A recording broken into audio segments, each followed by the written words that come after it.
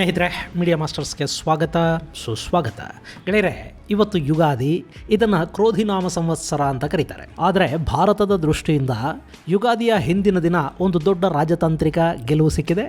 ಪಾಕಿಸ್ತಾನದ ಅತ್ಯಂತ ಆಪ್ತ, ಮಸೀಹ, ಅನ್ನದಾತ, ಆಪದ್ಬಾಂಧವ, ಭಿಕ್ಷೆ ಹಾಕುವ ಮಹಾಶ್ರೀಮಂತ ಸೌದಿ ಅರೇಬಿಯಾ ಇದೆಯಲ್ಲ, ಆ ದೇಶದ ಯುವರಾಜ ಪಾಕಿಸ್ತಾನದ ಕಾಶ್ಮೀರ ಆಸೆಯ ಮೇಲೆ ತಣ್ಣೀರು ಸುರಿದು ಕಳುಹಿಸಿದ್ದಾನೆ. ಯಥಾ ಪ್ರಕಾರ ಸಾಲಕ್ಕಾಗಿ ಸೌದಿಯ ಕದಾ ತಟ್ಟಿದ್ದ ಪಾಕಿಸ್ತಾನದ ಪ್ರಧಾನಿ ಹಾಗೆ ಕಾಶ್ಮೀರದ ಬಗ್ಗೆ ಕೂಡ ಸ್ವಲ್ಪ ಆಳೋದಕ್ಕೆ ಶುರು ಮಾಡಿದ ಕೂಡಲೇ ಕಾಶ್ಮೀರದ ಸಮಸ್ಯೆಯನ್ನು ಭಾರತ ಮತ್ತು ಪಾಕಿಸ್ತಾನಗಳು ಕೂತು ಮಾತುಕತೆಯ ಮೂಲಕ ಬಗೆಹರಿಸ್ಕೋಬೇಕು ಅನ್ನೋ ಹೇಳಿಕೆ ಕೊಟ್ಟು ಅದನ್ನೇ ಎರಡೂ ದೇಶಗಳ ಜಾಯಿಂಟ್ ಸ್ಟೇಟ್ಮೆಂಟಲ್ಲಿ ಕೂಡ ಸೇರಿಸಿ ಪಾಕಿಸ್ತಾನವನ್ನು ಅಲ್ಲಿಂದ ಸೌದಿ ಅರೇಬಿಯಾ ವಾಪಸ್ಸು ಕಳುಹಿಸಿದೆ. ಈ ಮೂಲಕ ಕಾಶ್ಮೀರದ ಸಮಸ್ಯೆ ಭಾರತ ಮತ್ತು ಪಾಕಿಸ್ತಾನಗಳ ನಡುವಿನ ಸಮಸ್ಯೆ, ಅದಕ್ಕೆ ಮೂರನೆಯವರ ಮಧ್ಯಸ್ಥಿಕೆ ಬೇಕಿಲ್ಲ ಅನ್ನೋ ಭಾರತದ ನಿಲುವೇನಿದೆ ಅದನ್ನು ಸೌದಿ ಅರೇಬಿಯಾ ಕೂಡ ಒಪ್ಪಿದ ಹಾಗಾಗಿದೆ ಮತ್ತು ಬಹಿರಂಗವಾಗಿ ಅದನ್ನು ಸೌದಿ ಹೇಳಿದೆ. ಅಲ್ಲಿಗೆ ಅಮೆರಿಕ, ಜರ್ಮನಿ, ಯುರೋಪಿಯನ್ ದೇಶಗಳ ಸಾಲಿಗೆ ಈಗ ಒಂದು ಇಸ್ಲಾಮಿಕ್ ದೇಶ ಕೂಡ ಸೇರ್ತಾ ಇದೆ.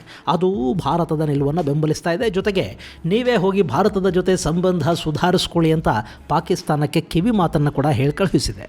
ಹಾಗಾದರೆ ಪಾಕಿಸ್ತಾನ ಸೌದಿ ಬಳಿಗೆ ಹೋಗಿದ್ದು ಯಾಕೆ? ಅವರು ಭಾರತದ ಜೊತೆ ಸಂಬಂಧ ಸುಧಾರಣೆಗೆ ಚಾತಕ ಪಕ್ಷಿಗಳ ಹಾಗೆ ಕಾಯ್ತಾ ಇರೋದು ಯಾಕೆ?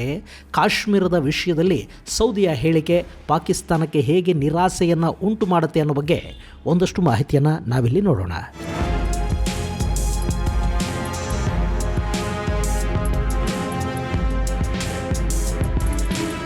ಗೆಳೆಯರೆ, ಪಾಕಿಸ್ತಾನ ತನಗೇನೇ ಸಮಸ್ಯೆ ಬಂದರೂ ಮೊದಲು ಓಡಿ ಹೋಗೋದು ಎರಡು ಕಡೆಗಳಿಗೆ. ಒಂದು ಚೈನಾದ ಬಳಿಗೆ, ಎರಡನೆಯದು ಅರಬ್ ದೇಶಗಳ ಕಡೆಗೆ. ಚೈನಾ ಆದರೂ ಇತ್ತೀಚೆಗಷ್ಟೇ ಪಾಕಿಸ್ತಾನಕ್ಕೆ ಸಹಾಯ, ಸಾಲ ಎಲ್ಲ ಕೊಡ್ತಾ ಇದೆ. ಯಾಕೆಂದರೆ ಅವರಿಗಲ್ಲಿನ ಗ್ವದಾರ್ ಬಂದರು ಹಾಗೂ ಎಕನಾಮಿಕ್ ಕಾರಿಡಾರ್ ಬೇಕು. ಹೀಗಾಗಿ ಪಾಕಿಸ್ತಾನವನ್ನು ಅವರು ಹಿಡ್ಕೊಂಡಿದ್ದಾರೆ. ಈ ಗ್ವದಾರ್ ಬಂದರ್ ಇದೆಯಲ್ಲ, ಇದು ಕೂಡ ಭಾರತ ಸ್ವಲ್ಪ ಬುದ್ಧಿವಂತಿಕೆಯನ್ನು ಉಪಯೋಗಿಸಿಬಿಟ್ಟಿದ್ರೆ ಯಾವತ್ತೂ ಭಾರತದ ಪಾಲಾಗಿ ಹೋಗ್ತಾ ಇತ್ತು. ನೀವು ಇದನ್ನು ತಗೊಂಡು ಬಿಡಿ ಅಂತ ಹೇಳಿದಾಗ ಕೂಡ ಅವತ್ತಿನ ಭಾರತದ ಪ್ರಧಾನಿ ಪಂಡಿತ್ ಜವಾಹರ್ಲಾಲ್ ನೆಹರು ಅವರು ಆ ಬಗ್ಗೆ ಹೆಚ್ಚು ಆಸಕ್ತಿಯನ್ನು ತೋರಿಸೋದಕ್ಕೆ ಹೋಗಲಿಲ್ಲ. ಹೀಗಾಗಿ ಅದು ಪಾಕಿಸ್ತಾನದ ಪಾಲಾಯಿತು. ಅದು ಬೇರೆಯದ್ದೇ ಕಥೆ, ಅದರ ಬಗ್ಗೆ ನಿಮಗೆ ಮುಂದಿನ ವಿಡಿಯೋದಲ್ಲಿ ಹೇಳ್ತೀನಿ. ಇಲ್ಲಿ ಗ್ವದಾರ್ನಿಂದಾಗಿ ಚೈನಾ ಪಾಕಿಸ್ತಾನಕ್ಕೆ ಸಹಾಯ ಮಾಡುತ್ತೆ. ಆದರೆ ಸೌದಿ, ಕತಾರ್ ಮತ್ತು UAEಗಳಿವೆಯಲ್ಲ, ಇವು ಹಾಗಲ್ಲ. ಪಾಪ ಅವರು ಇಸ್ಲಾಂ ಉಮ್ಮಾ ಅನ್ನೋ ಕಾರಣಕ್ಕೆ, ಸುನ್ನಿ ಮುಸ್ಲಿಮರ ದೇಶ ಅನ್ನೋ ಕಾರಣಕ್ಕೆ ಪಾಕಿಸ್ತಾನಕ್ಕೆ ಬೇಕಾದ ಎಲ್ಲ ಸಹಾಯಗಳನ್ನು ಈ ಹಿಂದಿನಿಂದಲೂ ಮಾಡ್ತಾ ಬರ್ತಾಯಿದ್ರು. ಆದರೆ ಪಾಕಿಸ್ತಾನವೇ ಒಂದು ನಿಯತ್ತನ್ನು ಇಟ್ಕೊಳ್ಳಿಲ್ಲ. ಅವರು ಕೊಟ್ಟ ಸಾಲಗಳು ವಾಪಸ್ ಕೊಡಲಿಲ್ಲ. ಅವರಿಗೆ ನಿಷ್ಠೆಯನ್ನೂ ಪಾಕಿಸ್ತಾನ ತೋರಲಿಲ್ಲ. ಇತ್ತೀಚೆಗೆ ಸೌದಿಯ ದೊರೆಯನ್ನು ದೂರ ಮಾಡಿ ಟರ್ಕಿಯ ತಲೆಗೆ ಇಸ್ಲಾಮಿಕ್ ದೇಶಗಳ ನಾಯಕತ್ವದ ಕಿರೀಟವನ್ನು ಇಡೋದಕ್ಕೆ ಇಮ್ರಾನ್ ನೇತೃತ್ವದ ಪಾಕಿಸ್ತಾನ ಪ್ರಯತ್ನ ಪಡ್ತಲ್ಲ. ಅದಾದ ಮೇಲೆ ಸೌದಿ ಕೂಡ ಈ ಪಾಕಿಸ್ತಾನವನ್ನು ಹಚ ಅಂದುಬಿಡ್ತು. ಆದರೂ ಈ ಮೊಹಮ್ಮದ್ ಬಿನ್ ಸಲ್ಮಾನ್ ಸೌದಿಯ ದೊರೆ ನೋಡಿ, ಹೀಗಾಗಿ ಅಲ್ಲಾಕೆ ನಾಂಪೆ ಕುಚ್ ದೇ ಬಾಬಾ ಅಂತ ಬರೋ ಇಸ್ಲಾಮಿಕ್ ದೇಶಗಳಿಗೆ ಆತ ಇಲ್ಲ ಅಂತ ಹೇಳಿ ಬರಿಗೈಲಿ ಕಳುಹಿಸೋದಿಲ್ಲ. ಸೊ ಪಾಕಿಸ್ತಾನ ಕೂಡ ಆಗಾಗಲ್ಲಿ ಹೋಗಿ ಬೇಡ್ತಲೇ ಇರುತ್ತೆ. ಆತ ಏನೋ ಒಂದಷ್ಟು ಎಸೀತಾ ಇರ್ತಾನೆ, ಅದನ್ನು ತಗೊಂಡು ಇವರು ಬರ್ತಾ ಇರ್ತಾರೆ. ಇನ್ನೀಗ ಪಾಕಿಸ್ತಾನದಲ್ಲಿ ಹೊಸ ಸರ್ಕಾರ ಬೇರೆ ರಚನೆ ಆಗಿದೆ. ಅವ್ರ ಮುಂದೆ ಸಾಕಷ್ಟು ಸವಾಲುಗಳು ಇವೆ. ಪಾಕಿಸ್ತಾನ ಆರ್ಥಿಕವಾಗಿ ಸಂಪೂರ್ಣವಾಗಿ ಪಾತಾಳಕ್ಕೆ ಕುಸಿದು ಹೋಗಿದೆ. ಅಲ್ಲಿನ 23.5 ಕೋಟಿ ಜನಸಂಖ್ಯೆಯಲ್ಲಿ ಸುಮಾರು 2.5 ಕೋಟಿ ಜನ ತೀವ್ರ ಬಡತನಕ್ಕೆ ಸಿಲುಕಿದ್ದಾರೆ ಅಂತ ವಿಶ್ವಸಂಸ್ಥೆಯ ವರದಿ ಹೇಳ್ತಾ ಇದೆ. ಪಾಕಿಸ್ತಾನ ಭಯಾನಕವಾದ ಸಾಲದ ಬೆಟ್ಟವನ್ನು ಹೊತ್ತುಕೊಂಡಿದೆ ಅಂತ ವಿಶ್ವ ಬ್ಯಾಂಕ್ನ ವರದಿ ಹೇಳ್ತಾ ಇದೆ. ಅಲ್ಲಿ ಹಣದುಬ್ಬರ ಅನ್ನೋದು 33% ಏರಿಕೆಯಾಗಿದೆ. ಗೆಳೆಯರೆ, ನಮ್ಮಲ್ಲಿ ಹಣದುಬ್ಬರದ ಪ್ರಮಾಣ ಕಳೆದ ವರ್ಷ 5.69 ಅದನ್ನು ಕಡಿಮೆ ಮಾಡೋದಕ್ಕೆ ನಮ್ಮಲ್ಲಿ ತೀವ್ರ ಪ್ರಮಾಣದ ಕ್ರಮಗಳಿಗೆ RBI ಮುಂದಾಯಿತು. ಈ ಹಣದುಬ್ಬರವನ್ನು 4% ಇಳಿಸಬೇಕು ಅನ್ನೋ ಗುರಿ ಭಾರತದ್ದು.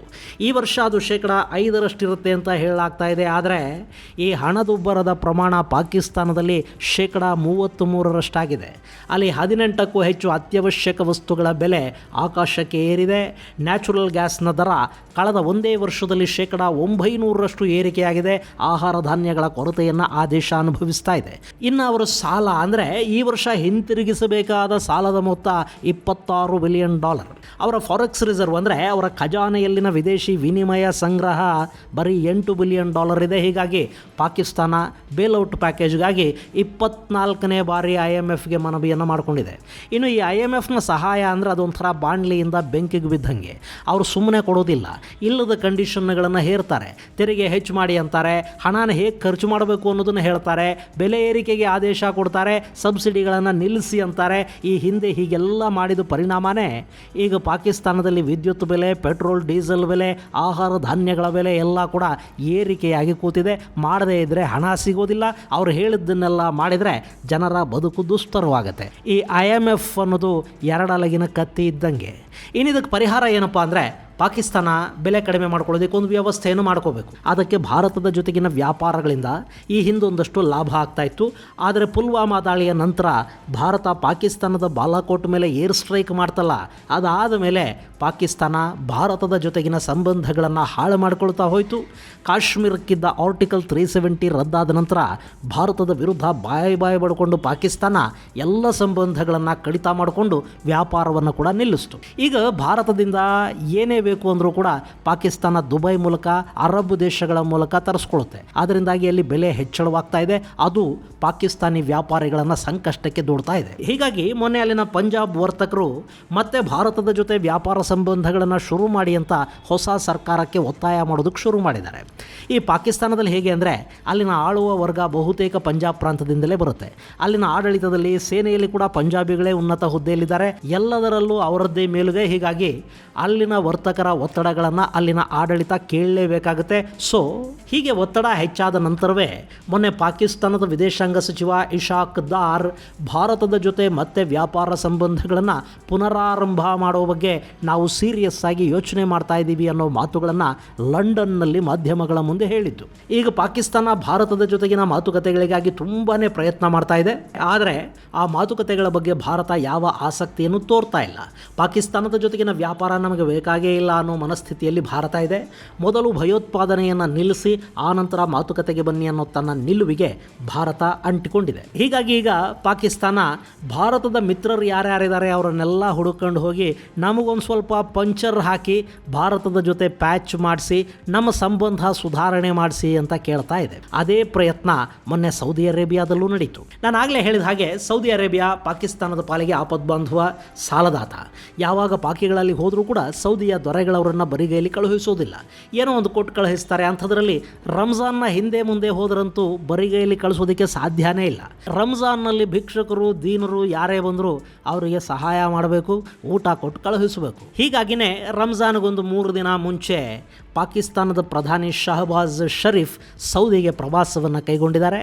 ಮೊನ್ನೆ 7ನೇ ತಾರೀಕು ಮೆಕ್ಕಾದ ಅಲ್ ಸಫಾ ಅರಮನೆಯಲ್ಲಿ ಪಾಕಿಸ್ತಾನದ ಪ್ರಧಾನಿ ಸೌದಿಯ ಯುವರಾಜನನ್ನು ಭೇಟಿ ಮಾಡಿದ್ದಾರೆ. ಮತ್ತದೇ ಸಾಲದ ಬೇಡಿಕೆಯನ್ನಿಟ್ಟಿದ್ದಾರೆ. ಆದರೆ ಈ ಬಾರಿ ಪಾಕಿಸ್ತಾನಕ್ಕೆ ಸಾಲ ಕೊಡೋದಕ್ಕೆ ಸೌದಿ ಒಪ್ಪಿದ ಹಾಗಿಲ್ಲ. ಅವರು ಕೂಡ ಈಗ ಬುದ್ಧಿವಂತರಾಗಿದ್ದಾರೆ. ಭಾರತದ ಸಾಲಗಳನ್ನು ಎಷ್ಟು ಅಂತ ಕೊಡೋದಕ್ಕೆ ಸಾಧ್ಯ? ಈ ಚೈನಾ ನೋಡಿ ಸಾಲ ಕೊಡುತ್ತೆ, ಬಡ್ಡಿ ತಗೊಳುತ್ತೆ. ಆದರೆ ಇನ್ನೊಂದು ಇಸ್ಲಾಮಿಕ್ ದೇಶಕ್ಕೆ ಸಾಲ ಕೊಟ್ಟು ಬಡ್ಡಿ ತಗೊಳ್ಳೋದು ಹರಾಮ್. ಹೀಗಾಗಿ ಈ ಬಾರಿ ಸಾಲ ಇಲ್ಲ, ಒಂದಷ್ಟು ಹೂಡಿಕೆ ಮಾಡ್ತೀವಿ ಅಂತ ಯುವರಾಜ ಸಲ್ಮಾನ್ ಹೇಳಿದ್ದಾರೆ. ಸೌದಿ ಪಾಕಿಸ್ತಾನದಲ್ಲಿ $5 ಬಿಲಿಯನ್ ಹೂಡಿಕೆ ಮಾಡೋ ಮಾತು ಕೊಟ್ಟಿದೆ. ಅದು ಯಾವಾಗ, ಎಷ್ಟೆಷ್ಟು ಅನ್ನೋದಿನ್ನೂ ಖಚಿತವಾಗಿ ಗೊತ್ತಾಗಿಲ್ಲ. ಇನ್ನು ಈ $5 ಬಿಲಿಯನ್ ಹೂಡಿಕೆಯ ಮಾತಿದೆಯಲ್ಲ, ಇದು ಕೂಡ ಇವತ್ತಿನದ್ದಲ್ಲ. ಕಳೆದ ವರ್ಷ ಕೂಡ ಸೌದಿ ಅರೇಬಿಯಾ ಪಾಕಿಸ್ತಾನದ ಬಲೂಚಿಸ್ತಾನದಲ್ಲಿ ಆಯಿಲ್ ರಿಫೈನರಿ ಸ್ಥಾಪನೆ ಸೇರಿದ ಹಾಗೆ $5 ಬಿಲಿಯನ್ ಹೂಡಿಕೆ ಮಾಡೋದಾಗಿ ಹೇಳಿತ್ತು. ಆ ಹೂಡಿಕೆಗಳಿನ್ನೂ ಕಾರ್ಯರೂಪಕ್ಕೂ ಬಂದಿಲ್ಲ. ಬಹುಶಃ ಅದನ್ನೇ ಈಗ ಇನ್ನೂ ಒಂದು ಬಾರಿ ಹೇಳಿದ ಹಾಗೆ ಕಾಣ್ತಾ ಇದೆ. ಇನ್ನು ಈ ಅಲ್ಲಾಕೆ ವಾಸ್ತೆ ಕುಚ್ ದೇ ದೇ ಬಾಬಾ ಅನ್ನೋ ಭಿಕ್ಷಾ ಕಾರ್ಯಕ್ರಮದ ನಂತರ ಪಾಕಿಸ್ತಾನ ಮತ್ತೆ ಅಲ್ಲಿ ತೆಗೆದಿರೋದು ಕಾಶ್ಮೀರದ ಮಾತು. ಈ ಬಡ್ಡಿ ಮಕ್ಕಳು ಒಂಥರ ಸೌದು ಹೋಗಿರೋ ಹಳೆ ರೆಕಾರ್ಡ್ ಇದ್ದಂಗೆ. ಯಾವ ದೇಶಕ್ಕೆ ಯಾವ ಪಾಕಿಸ್ತಾನಿ ಲೀಡರ್ ಹೋದರೂ ಅಲ್ಲಿ ಎಲ್ಲ ಮಾತು ಮುಗಿದ ಮೇಲೆ ಅವರು ಸೀದಾ ಕಾಶ್ಮೀರದ ವಿಷಯನೇ ತೆಗಿತಾರೆ. ನೋಡಿ, ಕಾಶ್ಮೀರದ ಸಮಸ್ಯೆ ಹಾಗೆ ಉಳ್ಕೊಂಡ್ಬಿಟ್ಟಿದೆ. ಅದರಿಂದ ಏಷ್ಯಾದಲ್ಲಿ ಸಮಸ್ಯೆ ಆಗ್ತಾ ಇದೆ. ಭಾರತ ನಮ್ಮ ಮೇಲೆ ದಾಳಿ ಮಾಡಿ ನಮಗೆ ತೊಂದರೆ ಕೊಡ್ತಾ ಇದೆ. ಕಾಶ್ಮೀರದ ಮುಸ್ಲಿಮರ ಮೇಲೆ ಭಾರತ ದೌರ್ಜನ್ಯ ಮಾಡ್ತಾ ಇದೆ. ಈ ಸಮಸ್ಯೆ ಬಹಳಷ್ಟು ವರ್ಷಗಳಿಂದ ವಿಶ್ವಸಂಸ್ಥೆಯಲ್ಲಿ ಕೊಳಿತಾ ಬಿದ್ದಿದೆ. ಅದು ವಿಶ್ವಸಂಸ್ಥೆಯ ಕಾನೂನುಗಳ ಪ್ರಕಾರ ಬೇಗ ಬಗೆಹರಿಬೇಕು ಅಂತ ನೀವೊಂದು ಮಾತು ಹೇಳಿ ಅನ್ನತ್ತೆ ಪಾಕಿಸ್ತಾನ.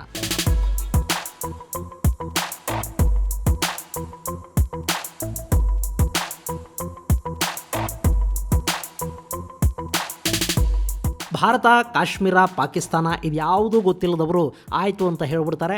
ಈ ಹಿಂದೆ ಪಾಕಿಸ್ತಾನದ ಪಪ್ಪು ಜೊತೆ ಜಂಟಿ ಹೇಳಿಕೆ ನೀಡುವಾಗ ಜರ್ಮನಿಯ ವಿದೇಶಾಂಗ ಸಚಿವೆ ಕೂಡ ಇದೇ ಥರದ ತಪ್ಪನ್ನು ಮಾಡಿದರು. ಆನಂತರ ಭಾರತ ಒಮ್ಮೆ ಗುರ್ರಂತೂ ಆಕೆ ತನ್ನ ತಪ್ಪನ್ನು ತಿದ್ದುಕೊಂಡು ಇಲ್ಲ, ಕಾಶ್ಮೀರಕ್ಕೂ ವಿಶ್ವಸಂಸ್ಥೆಗೂ ಯಾವ ಸಂಬಂಧನೂ ಇಲ್ಲ, ಅದು ಭಾರತ ಮತ್ತು ಪಾಕಿಸ್ತಾನ ಎರಡೂ ಪರಸ್ಪರ ಬಗೆಹರಿಸ್ಕೋಬೇಕಾದ ಸಮಸ್ಯೆ, ನಮಗೂ ಅದಕ್ಕೂ ಸಂಬಂಧ ಇಲ್ಲ ಅಂತ ಹೇಳಿ ಕೈ ತೊಳ್ಕೊಂಡು ಬಿಟ್ಲು. ಇನ್ನು ಅಮೆರಿಕ ಕೂಡ ಈ ಹಿಂದೆ ಪಾಕಿಸ್ತಾನದ ಪರ ಮಾತಾಡ್ತಾ ಇತ್ತು. ಈಗ ಅವರು ಅವರೂ ಕೂಡ ಕಾಶ್ಮೀರದ ವಿಷಯದಲ್ಲಿ ಸರಿ ಹೋಗಿದ್ದಾರೆ. ಅದು ಭಾರತ ಪಾಕಿಸ್ತಾನಗಳ ನಡುವಿನ ವಿವಾದ, ಅದನ್ನು ಅವರೇ ದ್ವಿಪಕ್ಷೀಯ ಮಾತುಕತೆಗಳ ಮೂಲಕ ಬಗೆಹರಿಸ್ಕೋಬೇಕು ಅನ್ನೋ ಭಾರತದ ನಿಲುವೇನಿದೆ ಅದನ್ನು ಈಗ ಅಮೆರಿಕ ಸೇರಿದ ಹಾಗೆ ವಿಶ್ವದ ಎಲ್ಲ ದೇಶಗಳು ಬೆಂಬಲಿಸ್ತಾ ಇವೆ. ಈ ಹಿಂದೊಮ್ಮೆ ನಾನು ನಿಮ್ಮಿಬ್ಬರ ಮಧ್ಯಸ್ಥಿಕೆ ವಹಿಸ್ತೀನಿ ಅಂತ ಅಮೆರಿಕಾದ ಉಲುಕೋಚಿ ಅಂತ ನಾಯಕ ಟ್ರಂಪ್ ಮುಂದೆ ಬಂದಿದ್ದು ಹೌದು. ಆದರೆ ಟ್ರಂಪ್ಗೂ ಭಾರತ ಬುದ್ಧಿ ಹೇಳ್ತು. ಅದಾದ ನಂತರ ಮಧ್ಯಸ್ಥಿಕೆ ವಹಿಸುವ ಹೇಳಿಕೆ ಅಮೆರಿಕಾದ್ದಲ್ಲ, ಅದು ಟ್ರಂಪ್ ಅವರ ವೈಯಕ್ತಿಕ ಹೇಳಿಕೆ ಅಂತ ಹೇಳಿ ಅಮೆರಿಕಾದ ಆಡಳಿತವೇ ಟ್ರಂಪ್ ಹೇಳಿಕೆಯಿಂದ ಅಂತರವನ್ನು ಕಾಯ್ಕೊಂಡು ಬಿಡ್ತು. ಗೆಳೆಯರೆ, ಚೈನಾ, ಟರ್ಕಿ ಅಂತ ಕೆಲವು ದೇಶಗಳು ಬಿಟ್ಟರೆ ಇವತ್ತು ಕಾಶ್ಮೀರದ ವಿಷಯದಲ್ಲಿ ಪಾಕಿಸ್ತಾನದ ಜೊತೆ ಯಾರೂ ಇಲ್ಲ. ಚೈನಾಗಲ್ಲಿ ತನ್ನ ಲಾಭ ಹಾಗೂ ಆಸಕ್ತಿಗಳಿವೆ. ಹೀಗಾಗಿ ಅದು ಪಾಕಿಸ್ತಾನದ ಜೊತೆ ನಿಂತು ವಿಶ್ವಸಂಸ್ಥೆಯಲ್ಲಿ ಕಾಶ್ಮೀರದ ಸಮಸ್ಯೆ ಬಗೆಹರಿಬೇಕು ಅಂತ ಹೇಳುತ್ತೆ. ಆದರೆ ಬೇರೆ ಯಾರೂ ಕೂಡ ಅಲ್ಲಿ ಪಾಕಿಸ್ತಾನವನ್ನು ಬೆಂಬಲಿಸೋದಕ್ಕೆ ಹೋಗ್ತಿಲ್ಲ. ಇನ್ನು ಸೌದಿ, UAE ಮುಂತಾದ ದೇಶಗಳ ಜೊತೆ ಕಳೆದ 10 ವರ್ಷಗಳಲ್ಲಿ ಭಾರತದ ಸಂಬಂಧಗಳು ಎಷ್ಟು ಗಟ್ಟಿಯಾಗಿವೆ ಅಂದರೆ ಭಾರತದ ಒಳಗೆ ಮೋದಿ ಸರ್ಕಾರ ಮುಸ್ಲಿಮರನ್ನು ಸರಿಯಾಗಿ ಟ್ರೀಟ್ ಮಾಡ್ತಾ ಇಲ್ಲ, ಇದು ಹಿಂದುತ್ವವಾದಿ ಸರ್ಕಾರ ಅಂತ ಯಾರು ಎಷ್ಟೇ ಸುಳ್ಳು ಹೇಳಿದರೂ ಬಾಯಿ ಹೊಡ್ಕೊಂಡ್ರು ಭಾರತ ಮತ್ತು ಇಸ್ಲಾಮಿಕ್ ದೇಶಗಳ ನಡುವಿನ ಸಂಬಂಧಗಳು ಮಾತ್ರ ಕಳೆದ 10 ವರ್ಷಗಳಲ್ಲಿ ಗಣನೀಯ ಪ್ರಮಾಣದಲ್ಲಿ ಬೆಳೆದಿವೆ. ಜಗತ್ತಿನ ಇಸ್ಲಾಮಿಕ್ ದೇಶಗಳ ನಾಯಕ ಸೌದಿ ಅರೇಬಿಯಾ ಭಾರತದ ವಿರುದ್ಧ ಒಂದೇ ಒಂದು ಮಾತು ಆಡದಷ್ಟು ಭಾರತಕ್ಕೆ ಹತ್ತಿರ ಆಗಿದ್ದಾರೆ. ಕಾಶ್ಮೀರದಲ್ಲಿ ಆರ್ಟಿಕಲ್ 370 ರದ್ದಾದಾಗ OICಯ ಕೆಲ ದೇಶಗಳನ್ನು ಪಾಕಿಸ್ತಾನ ಭಾರತದ ವಿರುದ್ಧ ಎತ್ತಿಕಟ್ಟಿ ಹೇಳಿಕೆ ಕೊಡಿಸೋ ಪ್ರಯತ್ನವನ್ನು ಮಾಡ್ತಲ್ಲ, ಆಗ ಕೂಡ ಕಾಶ್ಮೀರ, ಆರ್ಟಿಕಲ್ 370 ಇದೆಲ್ಲ ಭಾರತದ ಆಂತರಿಕ ವಿಷಯ ಅಂತ ಹೇಳಿ ಅದರಿಂದ ಅಂತರ ಕಾಪಾಡಿಕೊಂಡು ಕೂತದ್ದು ಸೌದಿ ಅರೇಬಿಯಾ ಹಾಗೂ UAEಗಳು. ಅಂದರೆ ಈ ಇಸ್ಲಾಮಿಕ್ ದೇಶಗಳ ಮೇಲೆ ಭಾರತದ ಪ್ರಭಾವ ಕಳೆದ 10 ವರ್ಷಗಳಲ್ಲಿ ಎಷ್ಟು ಹೆಚ್ಚಾಗಿದೆ ಅನ್ನೋದನ್ನು ಯೋಚನೆ ಮಾಡಿ ನೋಡಿ.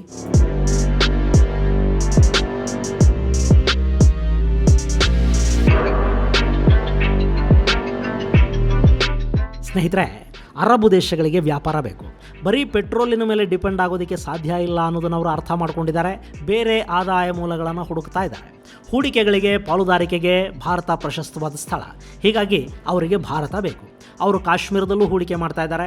ಮೊನ್ನೆ ಮೋದಿ ಹಾಗೂ ಸಲ್ಮಾನ್ ಭೇಟಿಯ ಸಂದರ್ಭದಲ್ಲಿ ಭಾರತದಲ್ಲಿ $100 ಬಿಲಿಯನ್ ಹೂಡಿಕೆಗೆ ಎರಡೂ ದೇಶಗಳು ಒಪ್ಪಿಗೆಯನ್ನು ಕೊಟ್ಟಿವೆ. ಹೀಗಿರುವಾಗ ಸೌದಿ ಅರೇಬಿಯಾ ಈ ಪಾಕಿಸ್ತಾನ ಅನ್ನೋ ಭಿಕಾರಿ ಜೊತೆ ನಿಂತ್ಕೊಳ್ತಾ ಜಾಗತಿಕ ಶಕ್ತಿಯಾಗಿ, ಅತಿ ದೊಡ್ಡ ಉತ್ಪಾದಕನಾಗಿ, ಅತಿ ದೊಡ್ಡ ಮಾರುಕಟ್ಟೆಯಾಗಿ, ಅತಿ ವೇಗವಾಗಿ ಬೆಳೀತಾ ಇರೋ ಆರ್ಥಿಕ ಶಕ್ತಿಯಾಗಿರುವ ಭಾರತದ ಜೊತೆ ನಿಂತ್ಕೊಳ್ತಾ ಸೌದಿ ಕಾಶ್ಮೀರದ ವಿಷಯದಲ್ಲಿ ಭಾರತದ ನಿಲುವನ್ನು ಅಧಿಕೃತವಾಗಿ ಬೆಂಬಲಿಸಿದೆ.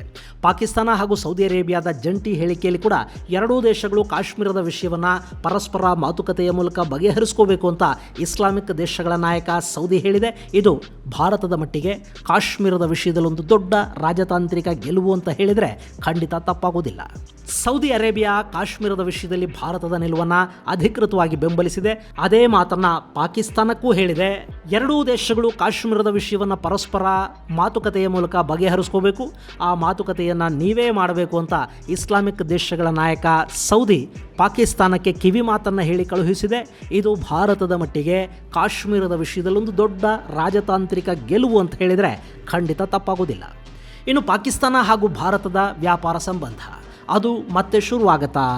ಭಾರತದ ಜೊತೆ ಸಂಬಂಧ ಸುಧಾರಣೆಗೆ ಪಾಕಿಸ್ತಾನ ಎಲ್ಲ ಬ್ಯಾಕ್ಡೋರ್ ಚಾನಲ್ಗಳನ್ನು ಬಳಸೋದಕ್ಕೆ ಪ್ರಯತ್ನಗಳನ್ನು ಮಾಡ್ತಲೇ ಇದೆ. ಅವರಿಗೀಗ ಭಾರತದ ಜೊತೆಗಿನ ಸಂಬಂಧಗಳು ಬೇಕೇ ಬೇಕು. ಆದರೆ ಭಾರತ ಇದನ್ನು ಹೇಗೆ ರಿಸೀವ್ ಮಾಡಿಕೊಳ್ಳುತ್ತೆ?